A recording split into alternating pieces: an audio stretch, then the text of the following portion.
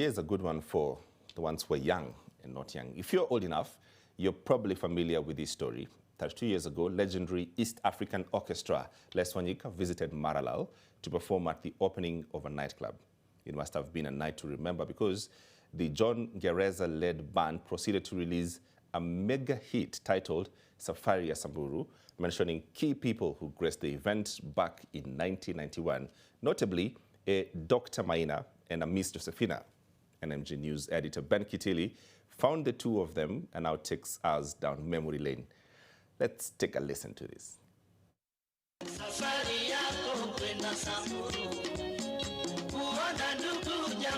This is Maralal town, in the heart of the expansive county of Samburu. In 1991, during the third Maralal International Camel Derby, this town rose to fame when iconic orchestra Les Wanyika visited to entertain their fans during the opening of a nightclub and afterwards dedicated a mega hit to Maralal and Samburu.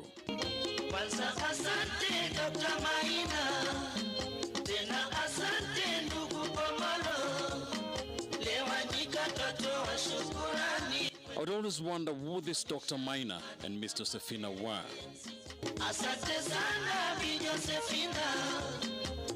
This is 57-year-old Josephine Ashoto, the showstopper who caught the attention of Les Wanyika lead guitarist John Gereza and his band. She was only 25 years old then.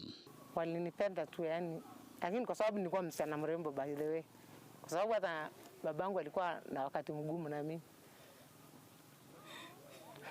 Kivipi? Yaani nilikuwa napenda starehe.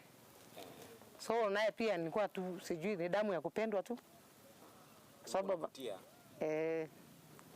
baba yangu kila wakati alikuwa polisi, kila wakati kufanya kesi na vijana wakipigana. Josephine remembers the events like it was yesterday. Tukaingia hapo, tukawakuta hao wameketi tu hapo.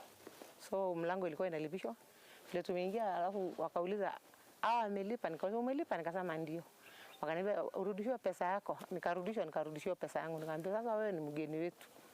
Wewe ndio mgeni wetu, utatukaribisha hapa. Nikamwambia sawa. Tukakaa. Watu wakakula sapa nini, sasa disco ikaanza.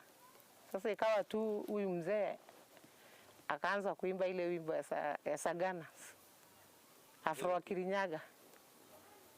Ndio ilikuwa sasa ilikuwa nini? Ilikuwa juu ya wimbo. So sasa mimi sikuwa na shughuli na wao, lakini akiimba tu ananidedicate kwa hiyo wimbo.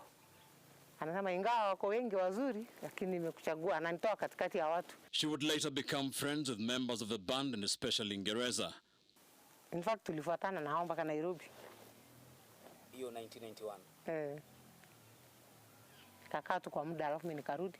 Thereafter, they released hit song Safari ya Samburu, which the entire East Africa was dancing to in no time. Asante sana Dr. Maina. Na asante ndugu Omolo. Les Wanyika twatoa shukurani kwenu kutuonyesha imani na mapenzi. Itakuwa furaha kuonana tena hata kama kwa mwaka mara moja. The fame transformed her life. She had a young family then and an estranged husband.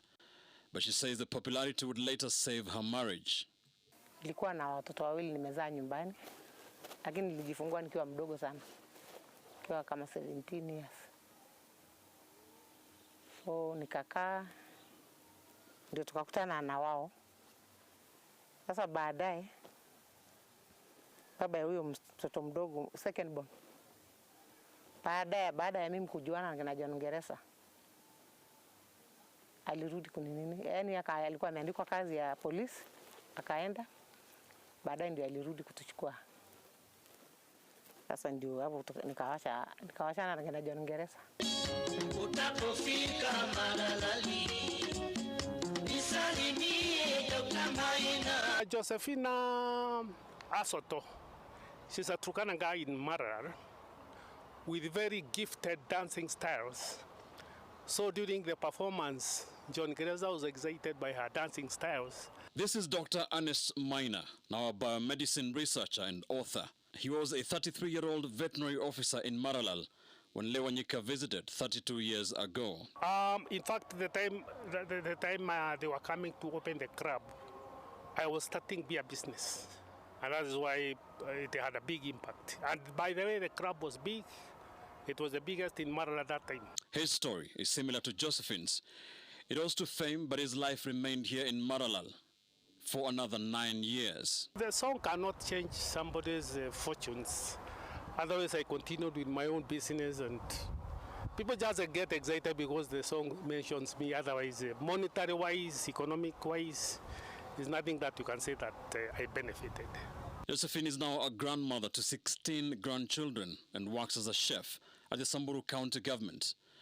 She says lightly that it was a beautiful story, even though it made her late husband a tad jealous at times. Josephine and other residents of Maralal, however, fault Wanyika for never returning like they promised. Asante sana Bi Josephina, wenyeji wote Maralali, Wanyika twatoa shukurani zetu, NTV. utaonyesha imani na mapenzi.